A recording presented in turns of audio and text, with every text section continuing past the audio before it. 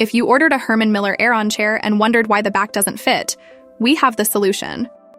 You might think that you received the wrong sized back, which might not be the case. So, in this video, we will show you how to overcome this issue step by step. First of all, you have to make sure that you have the right size back for your Aeron chair. Put your fingers under the back upper lip to confirm the size. You're looking for the Braille dots. 1 dot means it's a size A, 2 dots it's a size B, and 3 dots for the size C. Once you confirm that you have the right size, then the issue can be easily fixed.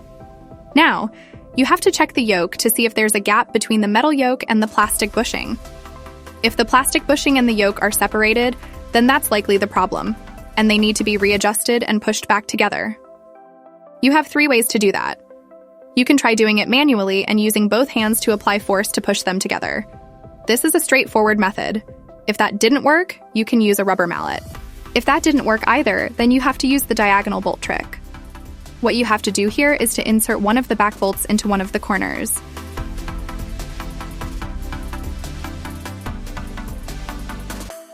Once that bolt is inserted and tightened, you move on to the opposing corner. So if you inserted the bolt here, your focus should be now shifted to here.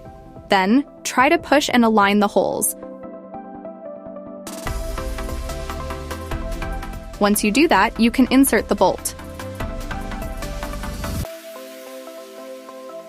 Now it's going to be a little bit tight, but once you start tightening, the back bolt will align with the top yoke hole. The more you tighten these bolts, the more these yokes will start to get closer as well and close the gap and make it easier to install. And then after you do the first 2, you're going to do the remaining back bolts, which will become significantly easier. The problem is now completely solved. Please remember to always check for the gap if you faced this issue. Thank you for watching, and please don't forget to like and subscribe to our channel for more helpful videos.